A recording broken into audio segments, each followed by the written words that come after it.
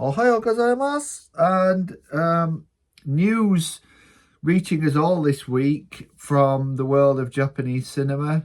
Well, cinema in general, but with a particular cachet towards Japanese cinema. We have the full publication of this year's Cannes Film Festival, and in competition for the Palme d'Or will be not one, not two, but three Japanese films by more or less major directors, at least two major directors, namely Hirokatsu Koreeda and Hamaguchi Ryusuke, whose films Sheep in a Box and All of a Sudden, respectively, are both eagerly awaited and will premiere next month. We will also get in the major competition at Cannes the new film Nagi Notes by Fukuda Joji. An interesting and well-respected director, certainly one who's paid his dues with acclaimed dramas like Harmonium, which has received strong reviews and did respectable box office, both nationally and internationally. He is a director who's sort of penetrating, very astutely observed, at times quite offbeat domestic dramas have made him a quiet force in Japanese cinema. So this new film will be interesting. It looks to be very much in the vein of films like Harmonium, but I guess most attention will focus on Hamaguchi and Koreeda. I think, and these two directors obviously have built up enough of an international name and canon to warrant, serious attention as prospective winners. I think of the three, Hamaguchi is probably the most likely. I think from what I've seen about Nagi Notes and from Fukuda's other works, this doesn't seem like the kind of film that is likely to carry that well at the Cannes Film Festival. It's probably a little bit too sort of below the radar of the kind of dramatic beats, style, what have you, that normally succeeds here. And I don't think Fukuda's name is quite big enough to ensure that he's in with a chance just because of his body of work and his international standing. It's unfortunate to have to say this, but I think with any film festival these days, I think cynicism is kind of unavoidable. I think Koreeda won with Shoplifters in 2018, so that obviously shouldn't automatically rule him out. But again, having already won, having already received acclaim to this level, I think he's unlikely to scoop the top prize. Although it was almost 10 years ago when Shoplifters won the Palme d'Or, and it obviously was the last Japanese cinema to do so, the Japanese film to do so. So there's potential there. But Hamaguchi has similarly built up a very interesting and sort of quietly esoteric body of work.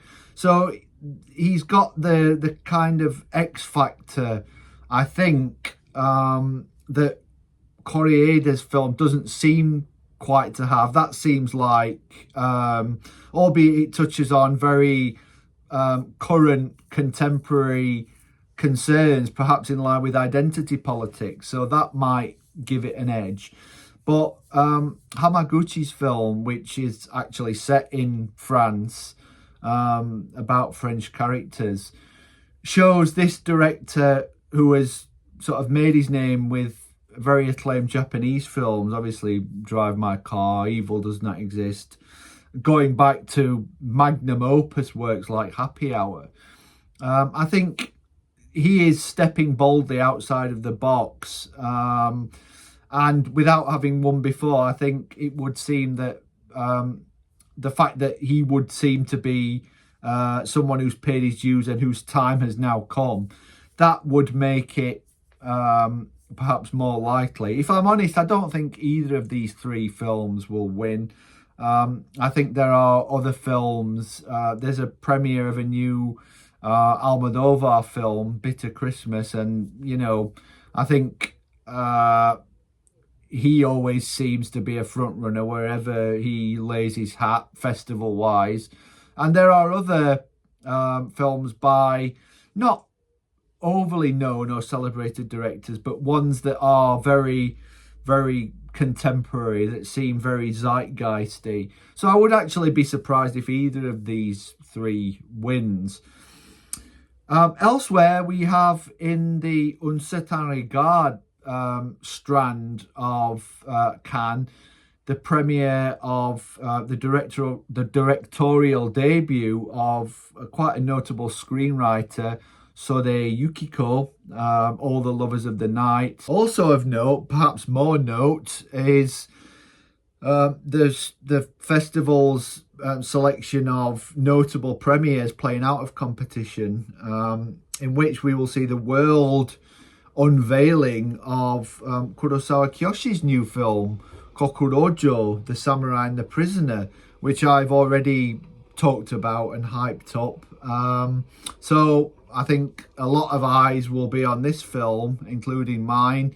And I think it's going on to open in Japan in June, and it will be really interesting to see how this does. So all in all, an interesting lineup as regards selections from Japan. Apparently, a new Miike Takashi film did not make the cut, was not selected. So it's quite a strong lineup this year, quite a strong competition.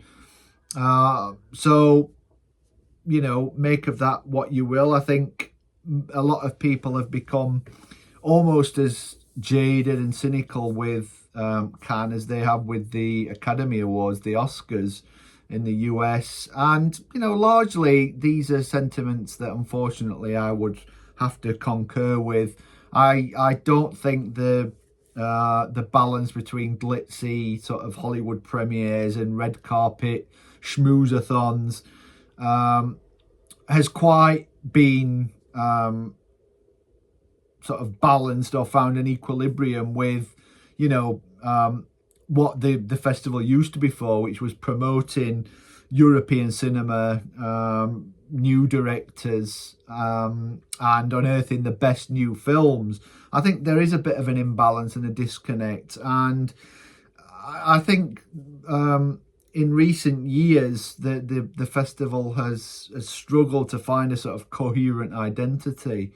I think Berlin has been the most interesting of the major international film festivals for my money, what it's worth.